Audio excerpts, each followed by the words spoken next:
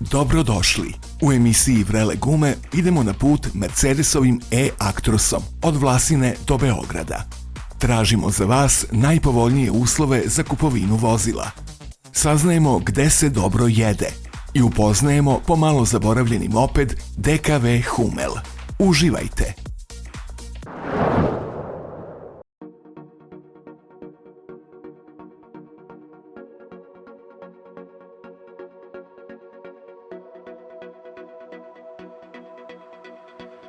1886. godine dva čovjeka su u svojim garažama formirali svet za budućnost.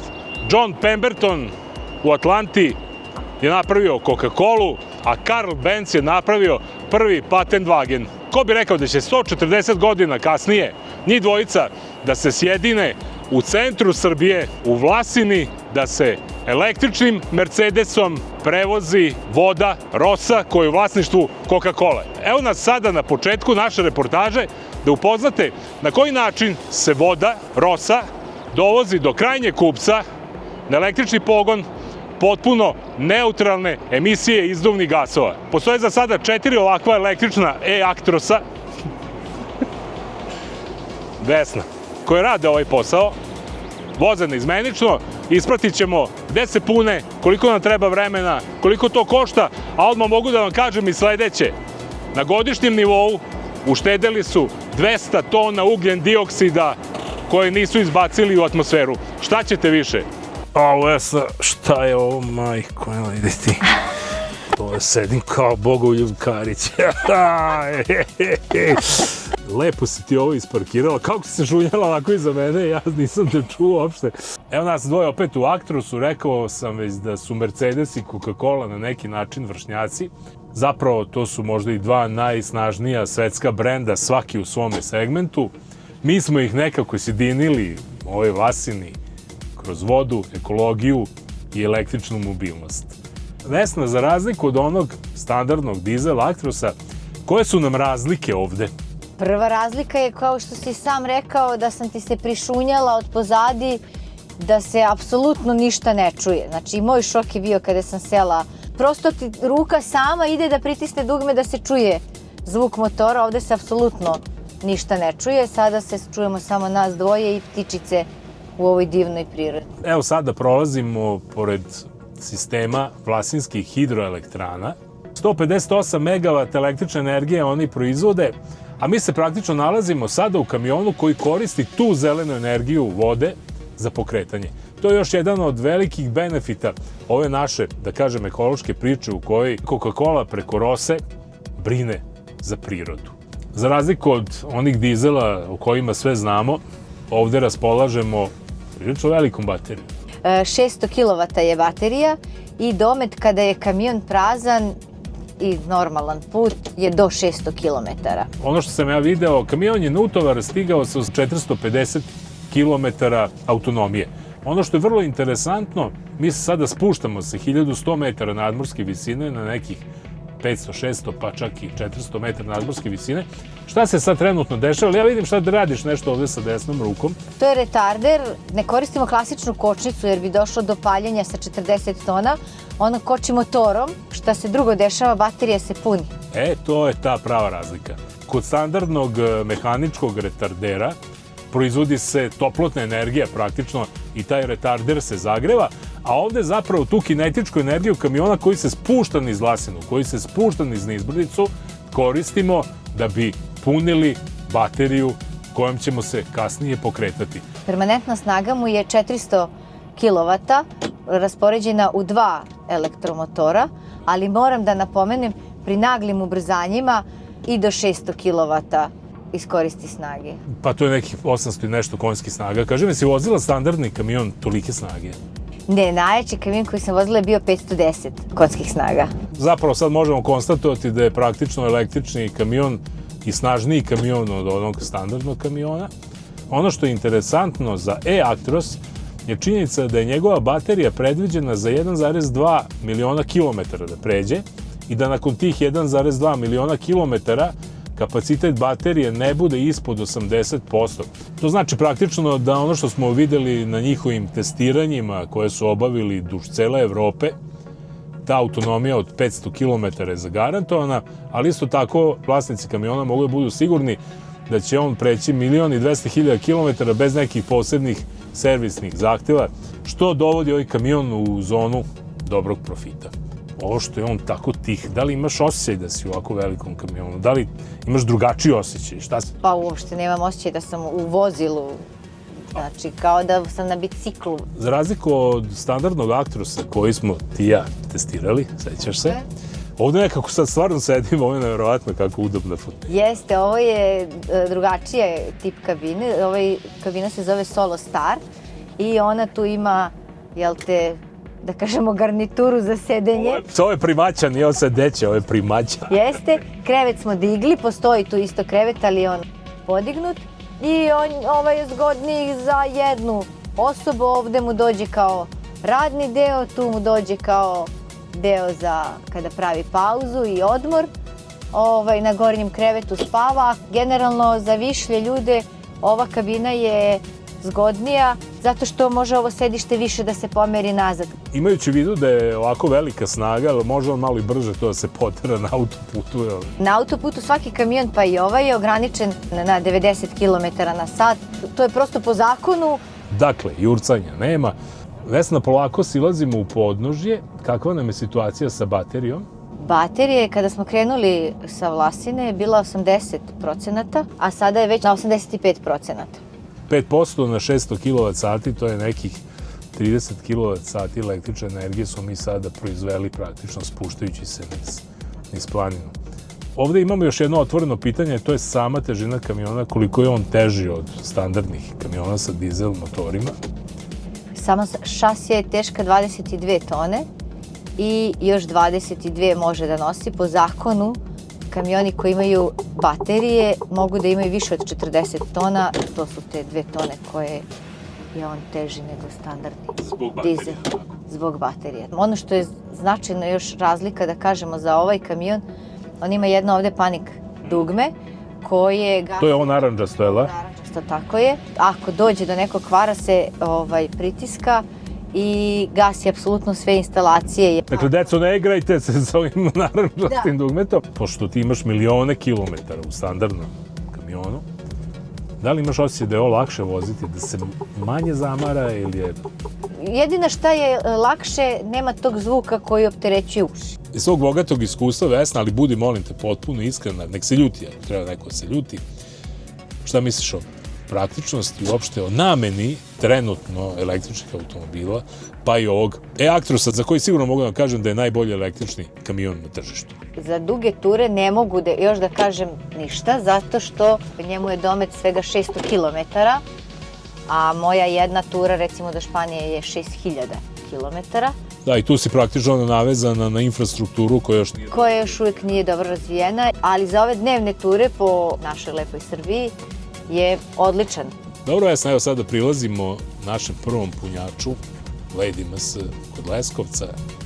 Ajde da proverimo sada i koliko nam treba vremena da nastavimo put, da imamo dovoljno električne energije do Zemuna, kako bi u centralnom magazinu istovarili ove rose.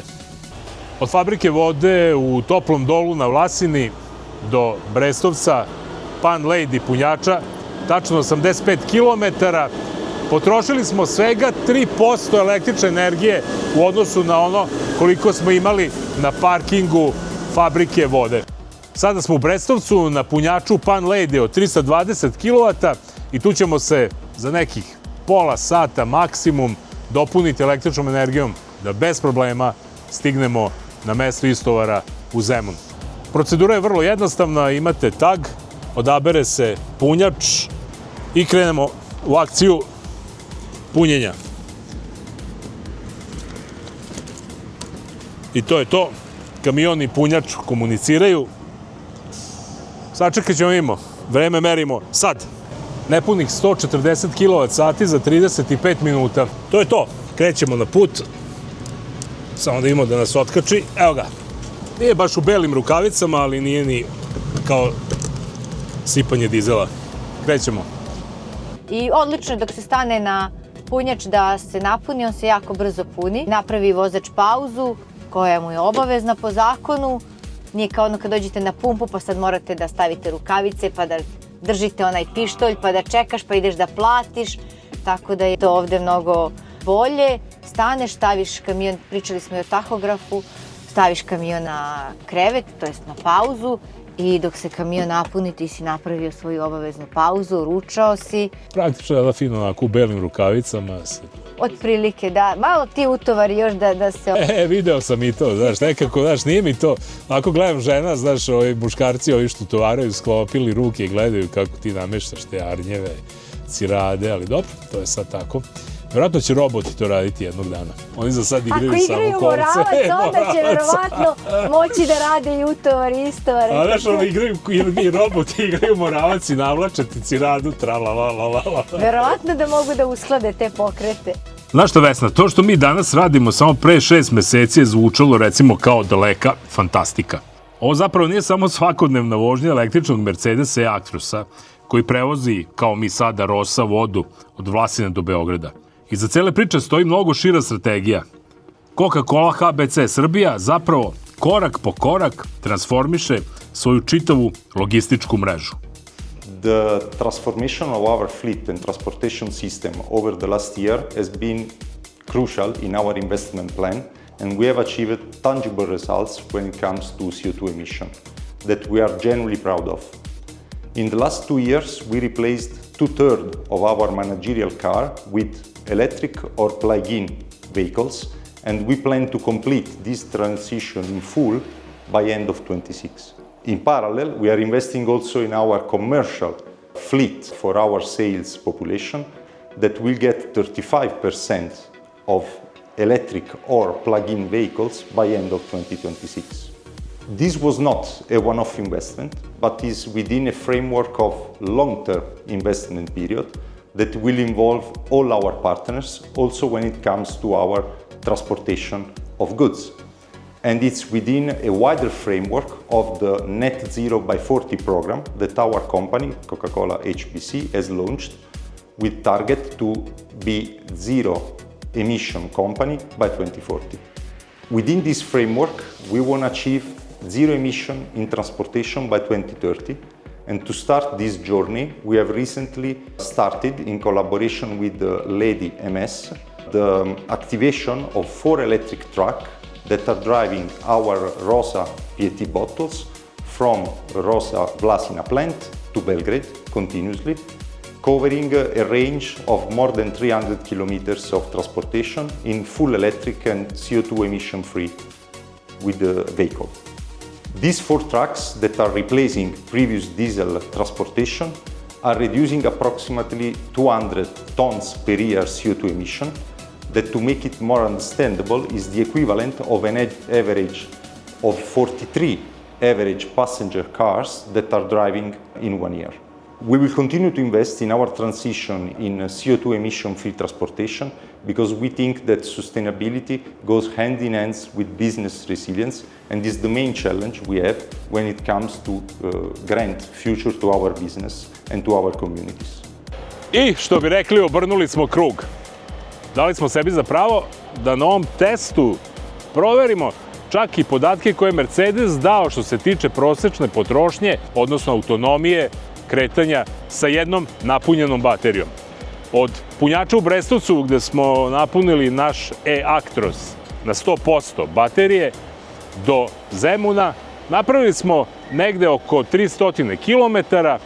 Za to vreme smo potrošili oko 320-330 kWh električne energije, što znači da je potpuno natovaren Mercedes E-Actros sa 20 tona robe u proseku trošio negde između 110 do 112 kWh električne energije na 100 pređenih kilometara. Ako to pomnožimo sa nekom industrijskom cenom električne energije, pod uslovom da imate vaš punjač u vašoj firmi, 100 km neće više koštati vlasnika ovog E-Actrosa od nekih 1000 dinara. Za razliku od 7 do 8 hiljada dinara koliko će koštati nafta za dizel pogon isto ovako opterećenog kamiona. A da bi sve to funkcionisalo, potrebna je infrastruktura. U Srbiji imamo, da kažem, srednje razvijenu infrastrukturu za punjenje električnih automobila, a za kamione je zapravo specijalista što se tiče infrastrukturnih priča, firma Lady MS. Sretko, dobar dan. Dobar dan i dobrodošli. Da nije vas, džabe nama ne bi bilo ništa od ovog posla. Mi se sada nalazimo u Novoj Pazovi, u jednoj od vaših pogona, tako da nazovem, gde imamo snažan punjač. Bili smo u Brestovcu, gde isto tako imamo jednu infrastrukturu koja je za svaku pohvalu. Kao što znate, Lady MS je upravo lider u novim tehnologijama, tako kao što smo prvi napravili stanicu za punjenje električnih automobila, tako smo i prvi stanicu za kamione. Na ovom mestu postavili smo punjač od 400 kW, znači najbrži i najjači punjač u Srbiji.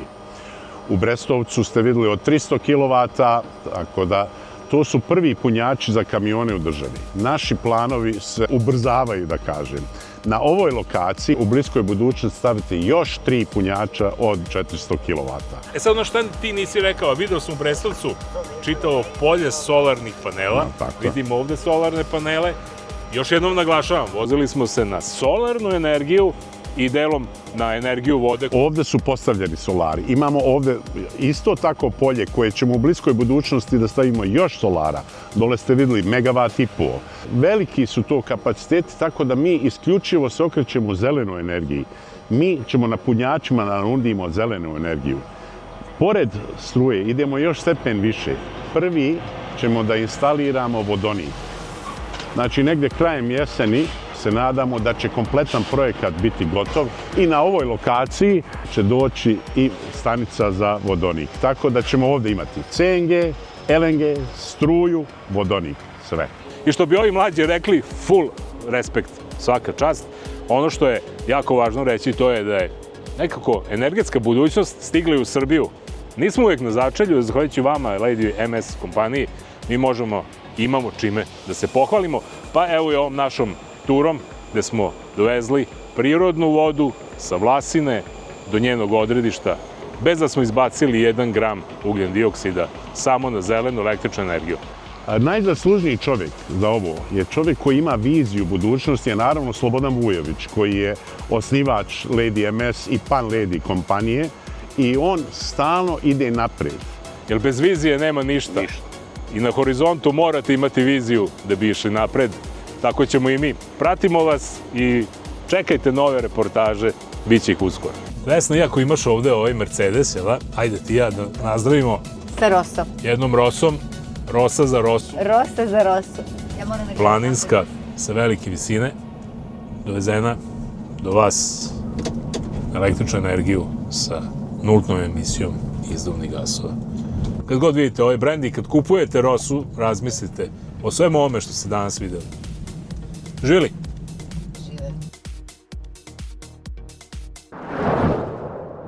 Iako baš dobro zvuči da je preko katamarana Sopot Srbija konačno baš u Sopotu izašla na more, naša priča sa sajma nautike u Veneciji je sasvim drugačija. Poljski proizvođač iz poljskog grada Sopot pored Gdańska je u venecijanskom arsenalu motornim katamaranom Sunreef 70 Power odigrao jednu od glavnih uloga. Prikazao je kako danas izgleda vrhunska, luksuzna nautika. Sa dužinom od 21 metar i širinom većom od 11 metara, ovaj katamaran nudi prostor kakav se retko viđa, čak i na mnogo većim motornim jahtama. Flybridge je zamišljen kao velika launch terasa sa komandnim mostom i sunčalištem, dok se krmena platforma spušta do nivoa mora i pretvara u privatni beach klub. Unutrašnjost je potpuno prilagodljiva vlasniku, ali najčešće verzije imaju 4 luksuzne kabine za 8 gostiju. Za pogon su zadužena 2 MAN motora od po 850 konjskih snaga svaki, što ovom katamaranu omogućava maksimalnu brzinu do 20 čvorova i veliku autonomiju zahvaljujući rezervoaru goriva od čak 10.000 litara. Posebno je zanimljiva eko verzija sa integrisanim solarnim panelima i električnim sistemima pogona koja najavljuje potpuno novu eru luksuzne plovidbe. Sunreef 70 Power nije samo plovilo. Ovo je moderna vila na vodi namenjena dugim i udobnim krstarenjima. Naravno, uz uslov da ste miljenici državnih tendera ili bar poverenik nekog manastira. Jer cena od 7 miliona evra pa na više može biti ozbiljan limitirajući faktor za potpuno uživanje. Dobro znamo da na benzinskoj stanici očekujemo dobro gorivo, dobru hranu i dobru dodatnu uslugu. Jedan od razloga zašto se mi vozimo kamperom po najvećem delu Evrope je upravo zato što Lidija može da nam skuva pravu hranu dok smo na putu. Međutim, sada i Lidija dobila konkurenciju, ne u njemu, naravno, već u ponudi Lukoil Srbija, koja sada ima specijalno pripremljenu hranu za putnike namernike. Za 2 minuta je gotov obrok koji je pripremljen od strane vrhunskih majstora kuhinje. Jer kuvari Lukoila znaju da smo u žurbi, znaju da želimo kvalitetnu hranu. Ima kuvane hrane i na drugim benzinskim stanicama, ali ona je spremljena možda juče, jede se kao u nekoj prosečnoj menzi, a ovde smo u prilici da dobijemo zaista kvalitetnu vrhunsku hranu pripremljenu bezmalo samo za nas. U ponudi su punjene paprike, pileći file, batak, pileći štapići, juneći gulaš, lazanje i lazanje sa povrćem, musaka sa plavim patliđanom i chicken nuggets. Malo li je? Kupovina novog vozila na 2 ili 4 točka redovno je povezana sa traženjem najboljih uslova prodaje. To dobro znaju u kompaniji Eurosumar, gde su pripremili odličnu ponudu pred letnju sezonu.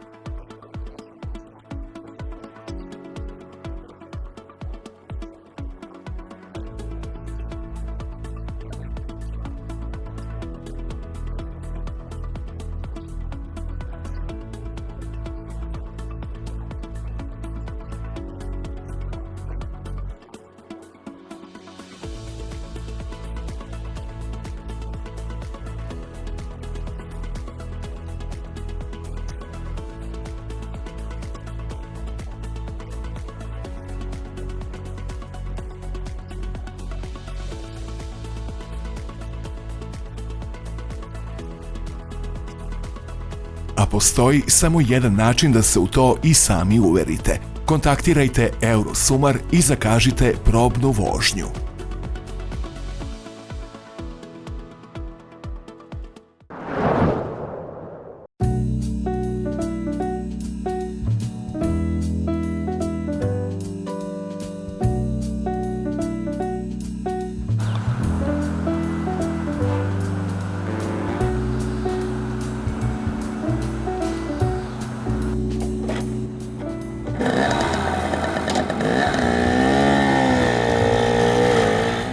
DKV Hummel, generacija 1956.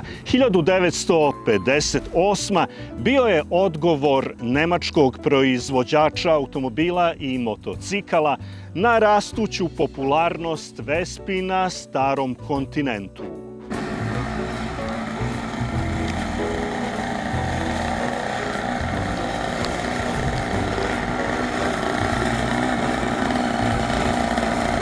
Test pilot ovog mopeda Milan barata svim brojkama. Radi se o dvotaktnom motoru od 49 kubika, 1,35 do 2 konjske snage. Maksimalna brzina je 50 km/h.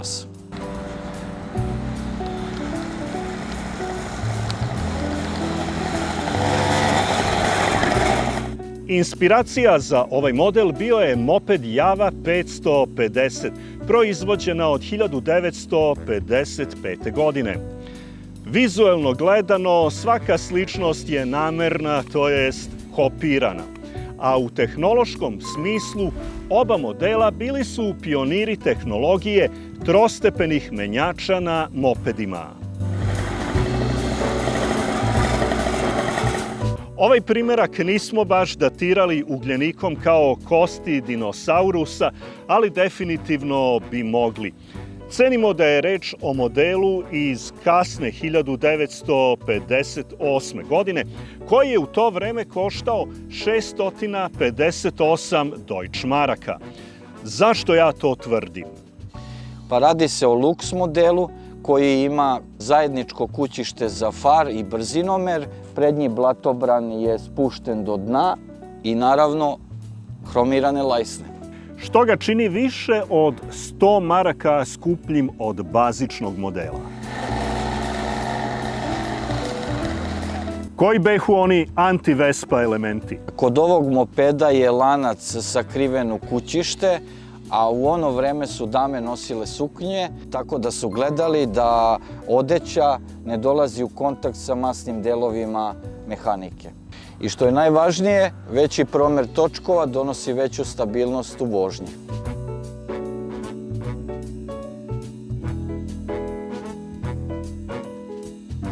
Prava restauracija tek možda treba da se dogodi.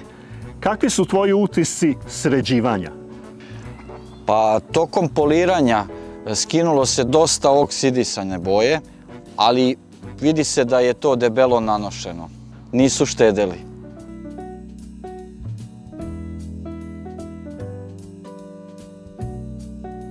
A kakav je u vožnji?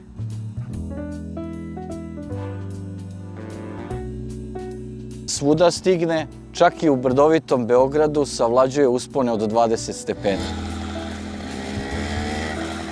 Iako se proizvodnja Humela u prevodu bumbar, opet jedna asocijacija na Vespu, završava tokom 1958. godine, ovaj ram od presovanog lima korišćen je i za naslednika Super Humel, kao i DKV-ovu kategoriju moped motocikala.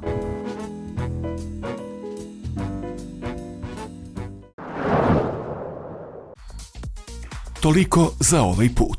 Do sledećeg TV druženja sa ekipom Vrelih guma pratite nas na društvenim mrežama. I naravno, vozite bezbedno.